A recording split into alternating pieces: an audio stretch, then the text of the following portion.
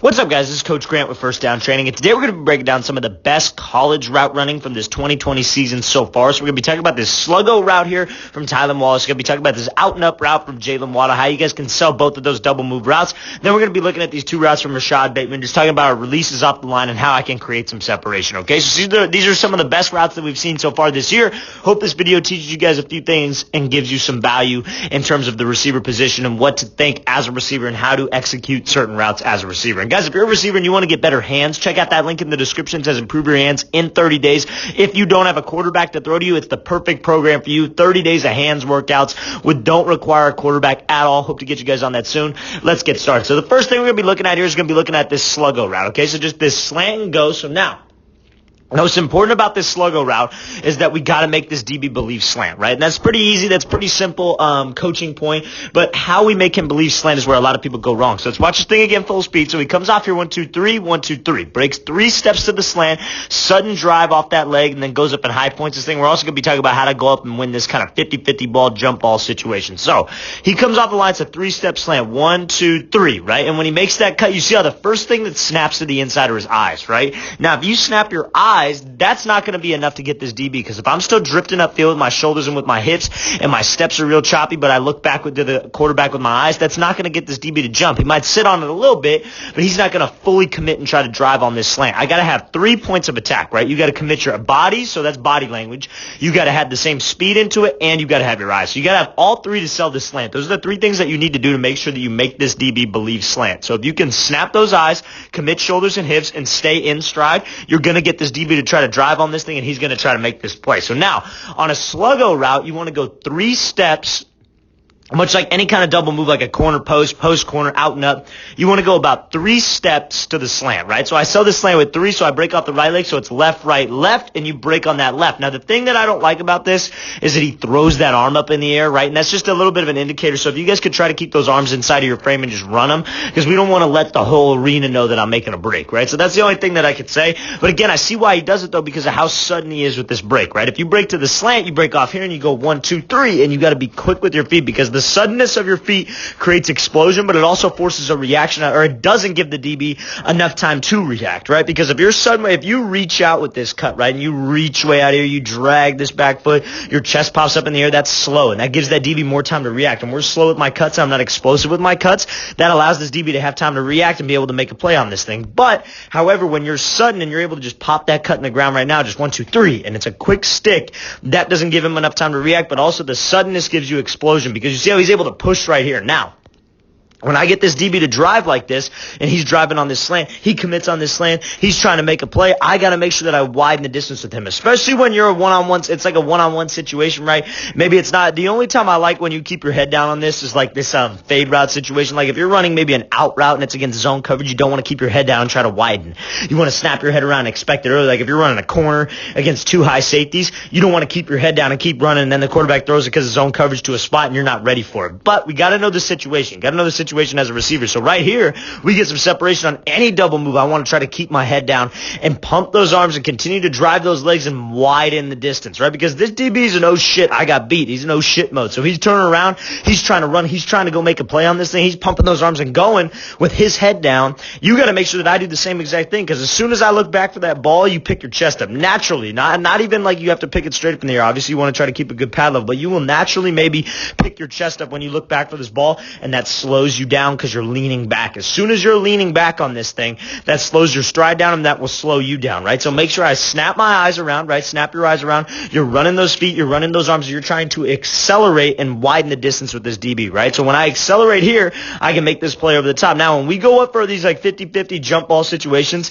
yes, a lot of it's a mentality, and that's the excuse everybody uses when you try to coach up a jump ball, but then people still ask, how do I win a jump ball? It's ridiculous. So when you go up for a jump ball, you want to make sure that you go up with strong hands, obviously soft hands, but you want to go up with a strong grip to where this DB can't rip this thing away, because he's going to be playing those hands. So I go up here, I go up strong hands. Now, when I secure this catch, you want to rip it away from the DB and put your body between defender and ball. So you see how he catches this thing, strong grip, looking it in, taking that like picture frame catch. The way I teach my guys is that you want to have, you want to almost think of it like your eyes are a camera.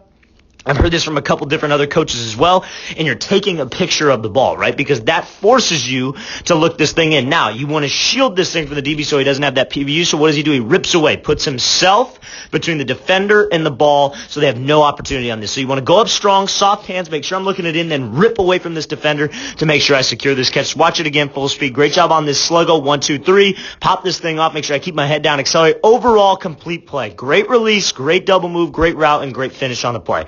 So now we're going to be looking at this out and up route right here. And 100%, I know the excuse everybody's going to make for Waddle is, oh, he's fast, right? That's why he's able to get separation on this, right? But you still got to have technique. Everybody at this level is fast. They might not be Jaylen Waddle fast, and I get that. 100% I understand that, and it certainly helps, right? But especially if you're a faster receiver, because there are a lot of fast receivers, this is how you can create some separation for yourself, because you can't just run past everybody, especially where Waddle's going to end up playing in the league where you got some of the best corners every single down that you're lining up against. You're not going to be able to just run past dudes, right? Even Tyreek Hill. Tyreek Hill's a great route runner. People don't give him enough credit for it, right?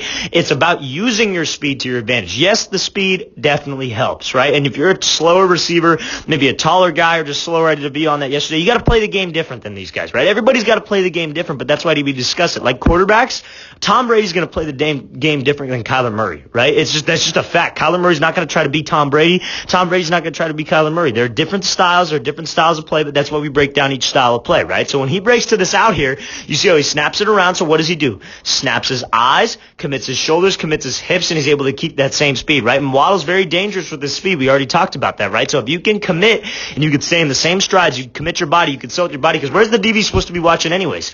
Your hips. He's not supposed to be looking at your eyes or your shoulders, because your hips are everything. So make sure your hips get down that 90, 1, 2, 3, and he pops this thing off, right? And you see how much we get this DB to drive on it, because he does not want to get beat on an out, and he does not want to have Waddle catch this thing in space and give him room to work, right? So he's going to drive, he's going to commit on this thing. So now, same idea. I take 3 steps, I pop that off, and you see how sudden this cut is. Not as explosive as the last one, right? We like that cut to be a little bit more explosive. But he pops this thing off, and now what's he doing? He comes off this break, he's not looking right away. He's not accepting the fact that, oh, this DB's on top of me, I lost. He keeps his head down, he continues to pump his arms and stride out. Use your speed to your advantage, and let's not look until we're open. The ball ain't going to be there anyways when we're right here. The ball will not be thrown right here. The ball's going to be put to a spot. So let's keep my head down. Let's focus on widening the distance with this guy and running underneath that catch. That's a great job here by Waddle. Great job going up and making this play as well.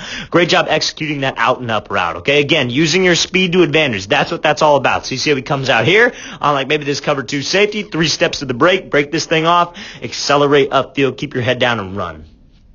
Okay, so now we're going to be looking at this route here from Rashid Bateman. So we're going to be talking about this kind of triple step release off the line and when we're supposed to use this, right? So you see how this DB's in this kind of like catch technique right here where he's off, he's trying to make the receiver come at him, get hands, try to force him to the sideline and then go, right? So what we want to do if we want to take an inside release here on kind of like this bang 8 post is I want to set him up outside, right? So how you can set him up outside and try to make him believe vertical and turn those hips is he decides to go with this triple step release. So if you want to take an inside release and you want to go with a triple step, you want to step opposite of where you're going first. So you would want to go left, right, left.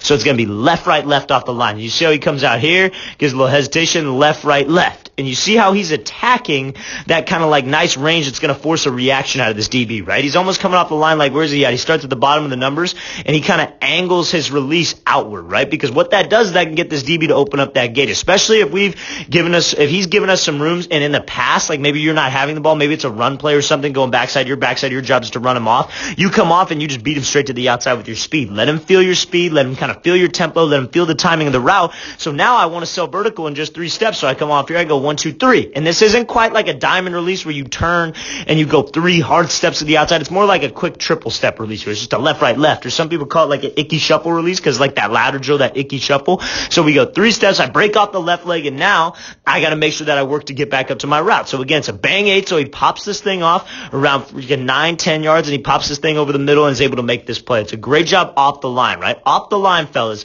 It's very important that we're manipulative right here, right? This is a great route by Bateman, setting him up to the outside, getting him to turn those hips, work to the inside, and break this thing off smoothly, right? That's what a lot of people don't do. They don't do this smoothly. They'll do it. They'll get space. But when that DB speed turns out of there, they start chopping their feet, right? The mistake a lot of guys make is, let's talk about this. So they'll come off, they'll do the same release, but they'll go here, and rather than being in stride, they'll chop their feet because they're thinking about the break. They'll go here, they'll chop, rather than just snap this thing off in 2 steps, like the 2 outside steps, and breaking this thing over the post doesn't allow this guy enough time to react, right? Because we got to understand that when I set this DB up to the outside here, here, and I get him to turn his hips and open up that gate, what's he's going to be doing? He's going to be speed turning, right? And they call it speed turn for a reason because it's faster. So I got to make sure I'm fast to the depth. I got to make sure I'm out of the break quick, and I'm ready for this ball because, again, we know that there's one high safety, so the ball's going to be out on time, right? It's going to be out on time. You're not going to wait, not going to let you cross the field. It's a great job here by Bateman, setting him up with his triple step. Again, make that triple step look vertical. You want to step outside of his frame. You want to be in that range to where he's either got to shuffle with you, backpedal, make a decision, and turn his hips. Let's watch it again full speed. So it comes off, 1, 2, 3, break him to the outside, pop this thing on that post. Great route. Okay, so now we're going to be looking at another Bateman route here. He's going to be working this kind of like foot fire to the outside and working this slant, and great job moving after the catch as well. So this clip kind of cuts. So he's going to be coming here, you see, off the line. Outside leverage DB, right?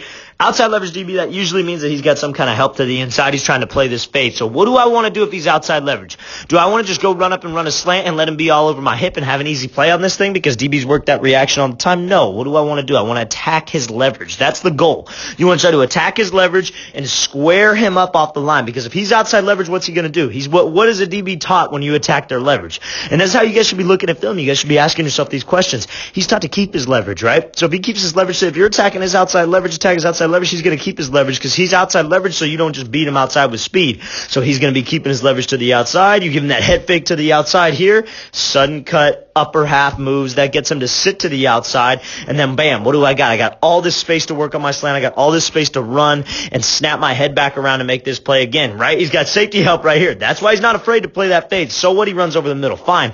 I'll let him cross my face. So we got to make sure that we set him up outside, get this thing back over the middle, and again, timing plays with that release as well. If you guys probably a quicker first read on this or maybe a second read on this, that's when we want to maybe use this release, right? We want to come off with something quick. Let's watch it again full speed one more time. So attack his leverage, a little foot fire, give that break, accelerate over the middle. Great job here by Bateman working this release against press or against this kind of like outside leverage man coverage technique. All right, guys, I really want to thank you for watching. I really appreciate it. If you guys have any questions at all, please leave those in the comments. I'll get back to you as soon as possible. And also, guys, if you want to improve your hands, don't have a quarterback, got the perfect program for you in the description.